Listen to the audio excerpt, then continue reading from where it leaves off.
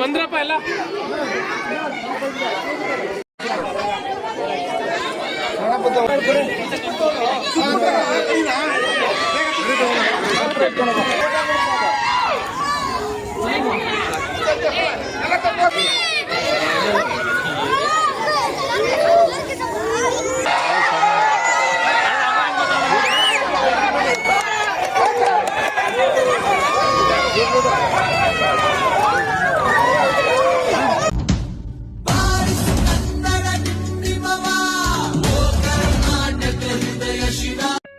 Hello, welcome back my channel. ಹೇಗಿದ್ರೆ ಗೆಳೆಯರೆ, ಎಲ್ಲ ಚೆನ್ನಾಗಿದೆ ಅನ್ಕೊಂತೀನಿ.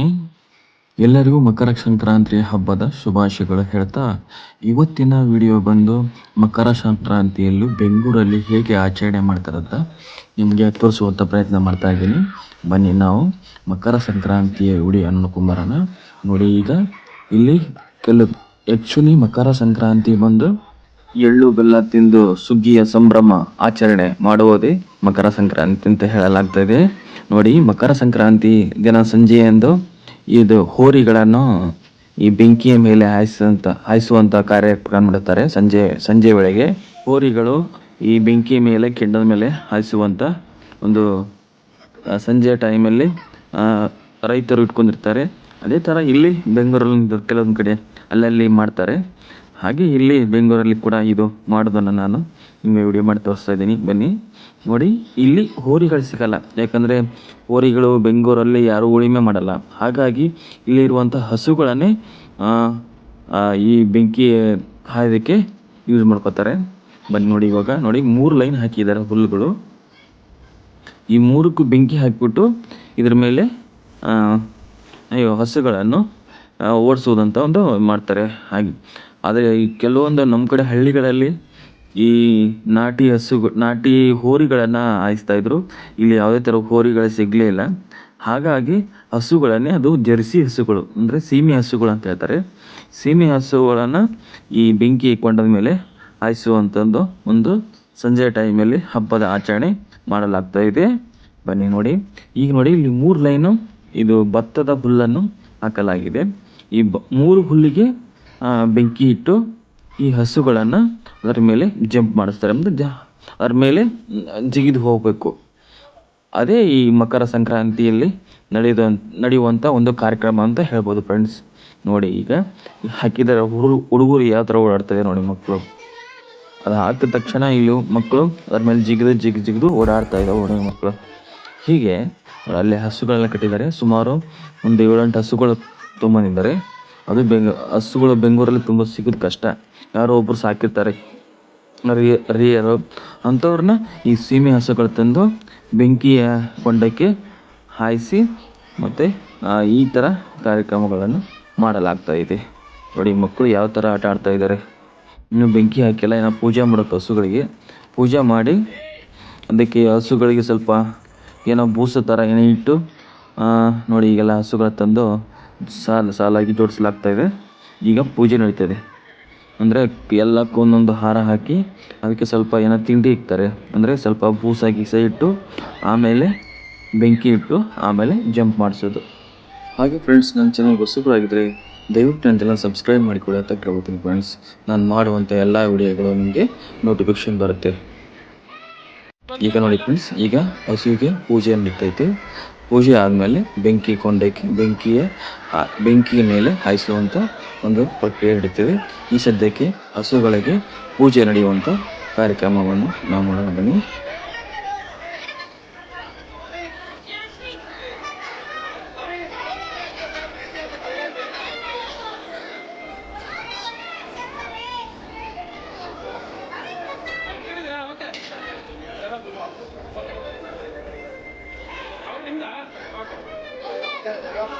Okay.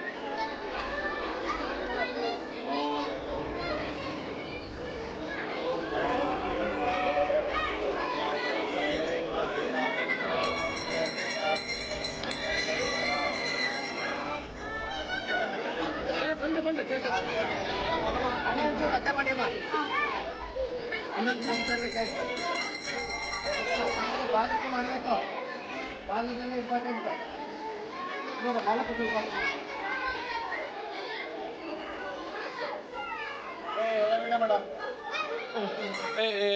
ಮಾಡ್ರಿ ಸರ್, ಯೂಟ್ಯೂಬರ್ ಕರ್ಸಿದ್ದೀವಿ ಬಿಡಿ. ಆಯ್ತು, ಅಷ್ಟು ಸೋಮಣ್ಣ ಕಾಣಿಸ್ಬೇಕು. ಸೋಮಣ್ಣ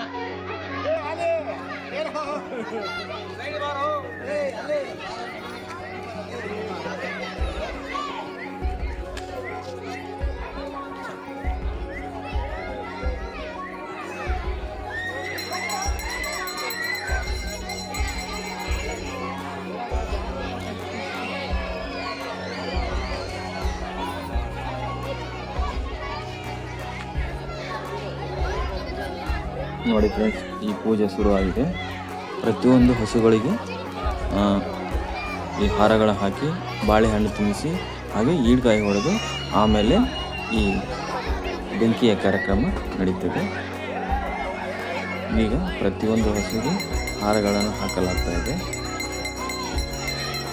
ಹಾರಗಳ ಹಾಕಿ ಅವಕ್ಕೆಲ್ಲ ಕಾಲು ತೊಳೆದು ಕುಂಕುಮ ಇಟ್ಟು ಪೂಜೆ ಮಾಡಿ ಆಮೇಲೆ ಈ ಹಸುಗಳ ಬೆಂಕಿ ಮೇಲೆ ಓಡಿಸುವಂಥ ಒಂದು ಕಾರ್ಯಕ್ರಮ ಸಂಕ್ರಾಂತಿ ಹಬ್ಬದಲ್ಲಿ ಸಂಭ್ರಮ ಸಡಗರದಿಂದ ನಡೆಯೋದಂತ ಹೇಳ್ಬೋದು.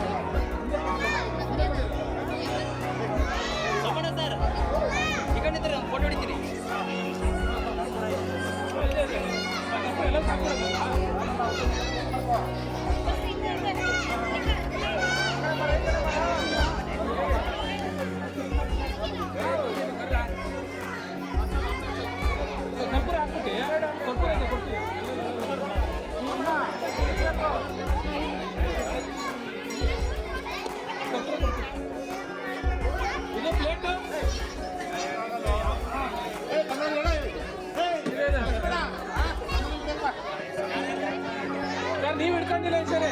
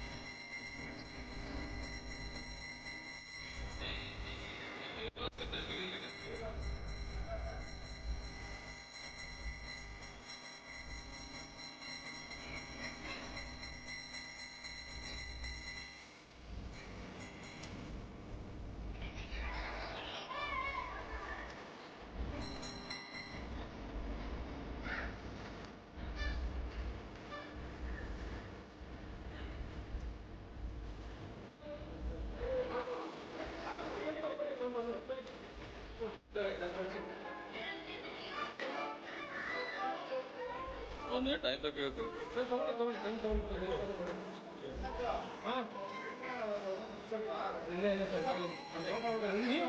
ನೀವು ಒಂದ್ಸಲ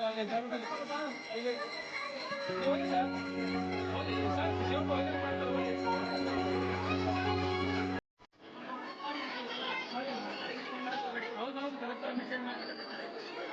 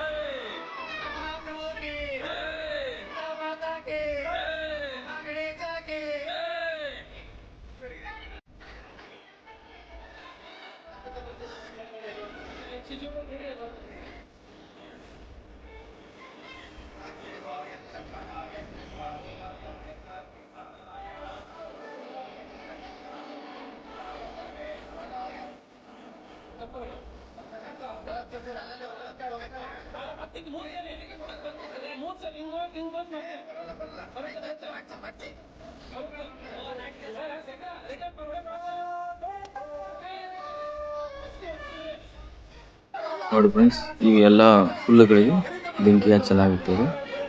ಎಲ್ಲ ಬೆಂಕಿ ಇಟ್ಟ ಮೇಲೆ ಅದು ಉರಿಯ ಬೆಂಕಿಯ ಮೇಲೆ ಹಾಯಿಸಿ ಓಡಿಸಲಾಗ್ತದೆ. ನೋಡಿ, ಈಗ ಮೂರು ಹುಲ್ಲಿಗೆ 3 ಲೈನ್ ಮಾಡಿದಾರ. 3 ಲೈನಿಗೆ ಬೆಂಕಿ ಇಡಲಾಗ್ತದೆ. ಭತ್ತದ ಹುಲ್ಲಲ್ಲ, ಇದು ಬೇಗ ಹತ್ತಿ ಬೇಗ ಆರಿಬಿಡ್ತದೆ. ಹಾಗಾಗಿ ಒಂದು ರೌಂಡು ಹಾಕ್ತಾರೆ ಇದ್ರ ಮೇಲೆ.